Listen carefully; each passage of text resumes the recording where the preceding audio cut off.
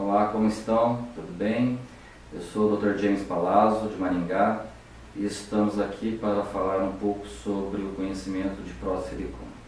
É óbvio que a gente sabe que vocês vivem se informando muito sobre esses assuntos da cirurgia plástica, então eu vou tentar colocar aqui para vocês o meu conhecimento e a minha experiência de 20 anos. Hoje eu executo uma técnica que eu denomino ela de técnica submuscular.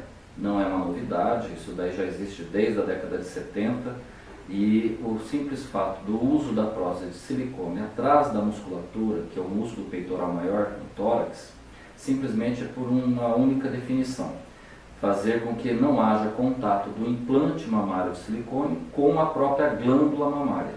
Isto porque cada vez mais nós ouvimos e temos inclusive o exemplo de Outubro Rosa, que é devido ao fato de ter amplo comprometimento da glândula em relação a câncer. Então, esse fato de colocar um silicone, que é uma substância estranha ao corpo, em contato com a glândula, não quer dizer que é proibitivo. Inclusive, nem há trabalhos que provem que cause câncer, tá?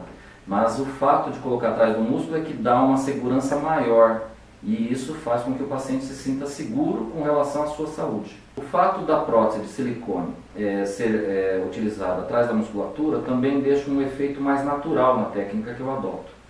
E é óbvio que também o fato vai limitar, porque a musculatura tem um tamanho específico e ela não tolera muito o distendimento. Portanto, o tamanho desse implante é limitado a cada pessoa. Então, durante uma avaliação física, a gente já determina aproximadamente o tamanho da prótese que vai ser usada em cada paciente. A marca que eu mais adoto, isso é uma consulta, geralmente o pessoal pergunta muito, é a LifeSeal. É uma empresa brasileira, ela já tem mais de 12 anos já de empresa já no Brasil.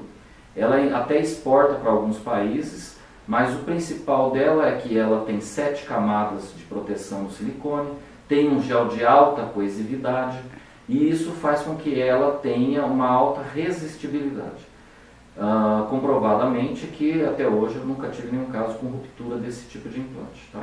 Geralmente eu uso prótese redonda, elas existem em 2 formatos básicos, que é a redonda e a anatômica, mas o principal delas é o fato de a redonda dar um efeito no colo mais bonito na mama, nessa técnica atrás do músculo, e não transparecendo tanto um efeito artificial da prótese redonda.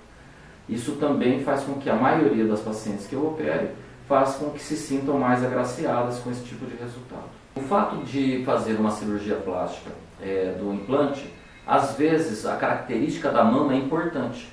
Então nem todas as mamas estão indicadas colocar o implante.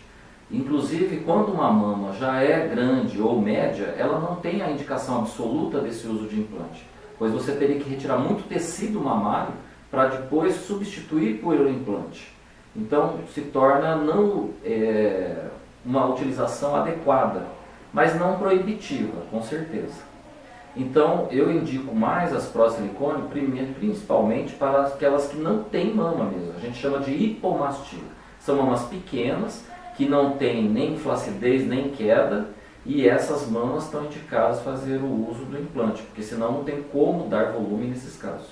Agora as mamas que são maiores, que tenham um potencial já de tamanho, mesmo tirando pele, ainda continua com um tamanho razoável, a indicação continua sendo as técnicas de mamoplastia redutor ou mastoplastias de pexia, que seja levantar. Mamas gigantes é totalmente contraindicado, né? Porque só se essas mamas tiverem alguma espécie de doença ou comprometimento que tenha a necessidade de fazer a adenomastectomia, que é a retirada dessa glândula, e aí sim substituindo pelo implante no futuro. Geralmente a prótese de mama é colocada em pacientes que se colocam numa idade ideal em torno de 18 anos. Mas não é proibitivo utilizar em 15 ou 16 anos, desde que a menstruação tenha sido precoce, porque a mama vai se definindo em algum tempo após essa menstruação primária que a paciente tenha. Então, quando dá em torno de 15 a 16 anos, em média, geralmente as mamas já estão desenvolvidas. Mas o ideal é que se aguarde pelo menos até os 18 anos, que é uma idade mais adequada a se colocar o implante. Além disso, não existe uma idade ou o fato de ter colocado a prótese silicone para fins de amamentação ou ter gravidez. Tudo vai depender, se o resultado vai se manter, dependendo de como a paciente vai reagir durante sua gravidez.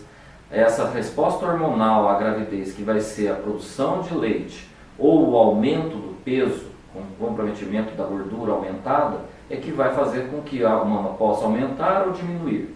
E isso leva à perda ou não da cirurgia.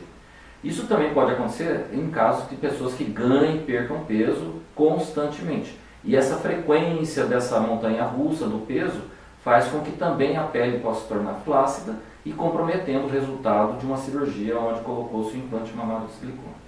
Pós-operatório de implante mamário de silicone, geralmente eu costumo dizer que são 3 meses básicos.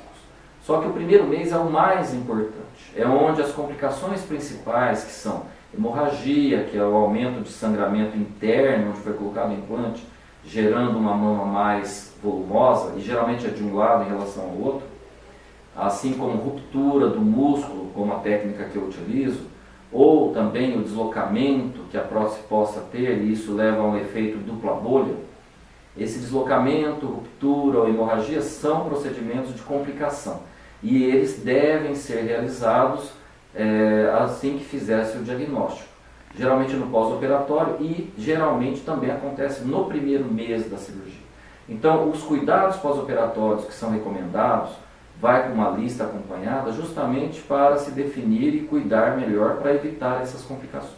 A questão do valor desse tipo de procedimento cirúrgico, geralmente a gente faz a avaliação física de cada paciente. Se for só o implante, vai ter um valor pré-determinado, e isso vai depender do hospital que vai ser definido, assim como o tipo da anestesia e também como a equipe anestésica. Então, no retorno ou mesmo na própria consulta, já vai se definir alguns parâmetros de valores com o departamento financeiro.